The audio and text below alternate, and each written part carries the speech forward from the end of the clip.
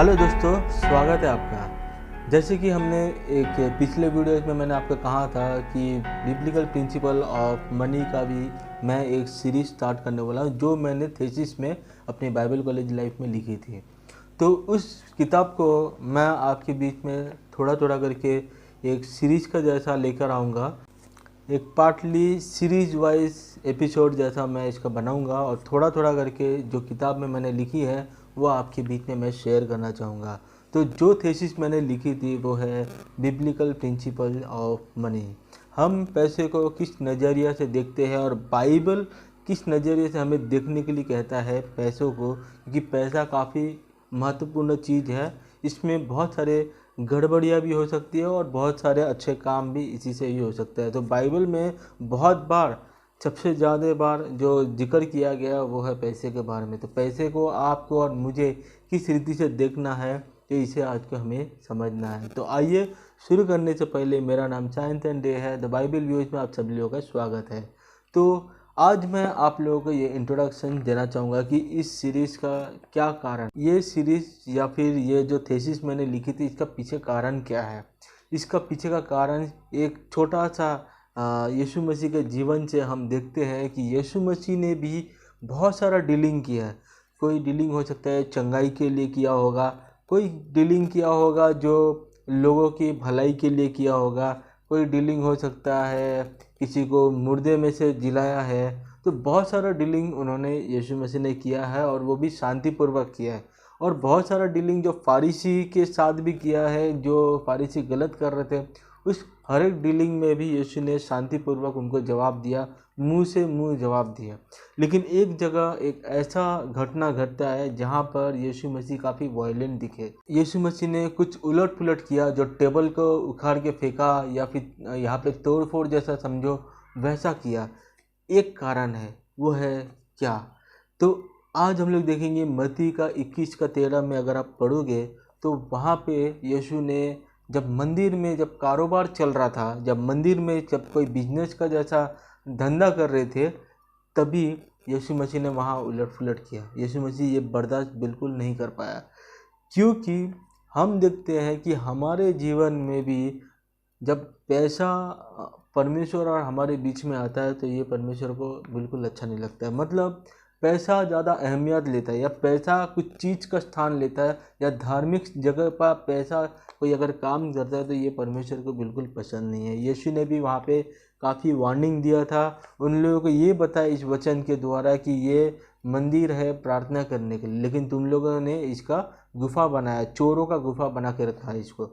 तो यहाँ पर हम देखते हैं कि यीशु मसीह इस जवाब क्यों दे रहा है, क्यों ऐसा कह रहा है, क्योंकि बाइबल में दिया हुआ एक प्रिंसिपल्स है जहाँ पे मंदिर मंदिर का जगह रहता है, पैसा पैसे की जगह रहता है, परिवार परिवार की जगह रहता है। तो बहुत इंपॉर्टेंट है, लोग इस सबको मिसअप कर देता है। ऐसा परमेश्वर बिल्कुल नहीं चाहता कि जब भी आप मंदिर में हो तो परमेश्वर का आराधना होती है, स्तुति होती है, प्रार्थना होती है। पर वहाँ पे भी अगर आप धंधे के लिए या बिजनेस के लिए कर रहे हो तो ये परमेश्वर को बिल्कुल पसंद नहीं है। तो याद रखिए, परमेश्वर इस चीज़ में वार्निंग देता है और इसी के लिए हम लोग इस इंट्रोडक्शन में हम लोग पढ़ेंगे। तो पहला, the purpose of this series. ये पर्पस क्या है, ये सीरीज़ में बताने का कारण यही है कि लोग किस नज़रिए से पैसा को देखता है, पैसा इतना इम्पोर्टेंट है या कितना इम्पोर्टेंट नहीं है, कहाँ कहाँ काम आता है और कहाँ कहाँ काम नहीं आता है। ये चीज़ को बहुत इम्पोर्टेंस है। लोग पैसों के ऊपर जब ज़्यादा पैसा हो जाता है तो लोगों का नज़रिया बदल जाता है, उनका सोच बदल जाती है। सोचता है कि परमेश्वर के ऊपर हम निर्भर नहीं है, बल्कि हम पैसे के ऊपर निर्भर है, पैसा हमें संभाल रहा है। बिल्कुल गलत है, क्योंकि पैसा एक टाइम ऐसा भी हो जाएगा, आपका कोई भी परिजन या अपना खास रिश्तेदार या खास अपना परिवार के लोग भी ऐसा हॉस्पिटलाइज भी हो जाएगा। हॉस्पिटलाइज के दौरान वो डॉक्टर्स खुद बोल देगा कि भाई आप कितना भी पैसा लगा दो, मैं उसका जान नहीं बचा सकता हूँ। ऐसा भी नौबत आ जाती है। तो क्या तब पैसा इम्पोर्टेंट है? तब परमेश्वर का जो चमत्कार है वो इम्पोर्टेंट है। आपका भरोसा किस पे है? हर रोज़ आप किस भरोसे से उठते हो और किस भरोसे से सोते हो, और अगले दिन का जो भरोसा आपका क्या है, ये भरोसा परमेश्वर देखता है कि आपका भरोसा प्रभु पे है या आपका भरोसा पैसों पे है। अगर आपका भरोसा पैसे पे है तो ये काफ़ी गलत है, और इसमें बहुत सारे जीवन में उलट पुलट हो जाती है और बहुत सारी ज़िंदगी बिगड़ जाती है। तो इम्पोर्टेंट है, ये मैं पर्पस इसलिए ले रहा हूँ, इस प्रिंसिपल में बहुत सारी चीज़ बाइबल में लिखी है, एक एक करके मैं इसको एक्सप्लेन करूँगा मेरे आने वाले एपिसोड में। तो ये पर्पस है कि आप इस नज़रिया से देखो कि बाइबल क्या कहती है इस बारे में। दूसरा नज़रिया हम देखेंगे कि ऑब्जेक्टिव्स ऑफ दिस सीरीज। इस सीरीज बनाने का ऑब्जेक्टिव क्या है, ये उद्देश्य क्या है इसका बना। इस सीरीज का उद्देश्य यही है कि आप जो भी पैसा कमाते हो या फिर आपका जो पैसा जो आप किसी और के साथ जो डीलिंग करते हो या व्यवहार करते हो, पैसे का व्यवहार करते हो, उसमें आप वफादार रहो। क्योंकि बाइबल भी ये साफ कहती है कि 2 रुपए के चोरी का भी एक बहुत बड़ा सज़ा होता है। 2 रुपए की चोरी का, 2 पैसे का भी चोरी का अगर हिसाब का भी आप बहुत बड़ा तकलीफ़ होता है। जैसे कि हम देखते हैं इंजीनियरिंग में, इसमें भी कुछ ना कुछ माप झोप रहता है या फिर इसमें भी कुछ माप लगाया जाता है, वो सारा सिस्टमेटिक लोग को करना पड़ता है काम। तो अगर उस माप झोप में भी अगर कुछ थोड़ा सा भी अगर कुछ प्रॉब्लम होता है, आपको पता है इंजीनियरिंग में 0 टॉलरेंस है, कोई टॉलरेट नहीं करता है कि अगर थोड़ा सा भी 1 सेंटीमीटर आगे पीछे बड़ा छोटा हो गया तो बिल्कुल टॉलरेट नहीं किया जाता। वैसे अकाउंट्स में भी अगर आप देखोगे थोड़ा सा भी पैसा इधर उधर हो गया, आपका हिसाब किताब नहीं मिलेगा तो ये प्रॉब्लम हो जाएगा। बैंकिंग सिस्टम में आप अगर लोगों को देखो कि अगर उनका अगर कुछ चीज़ टैली नहीं होता, जितना पैसा होना चाहिए वो तिजोरी में, जितना पैसा कंप्यूटर स्क्रीन में दिख रहा है अकाउंट्स के किताब में, उतना ही पैसा उसके तिजोरी में रहना चाहिए। थोड़ा सा भी 1 रुपये या 2 रुपये में भी थोड़ा ऊपर नीचे हो जाएगा ना तो बिल्कुल टॉलरेट नहीं करता। अगर कल इनको किसी भी हालत में कुछ ऑडिट हो जाता है तो अगर ऑडिट में अगर पेटी कैसी उनका कुछ गड़बड़ होगा 1 रुपये से भी, तो पूरा का जो ऑडिट का जो कैटेगरी है उनको C कैटेगरी में दी जाती है।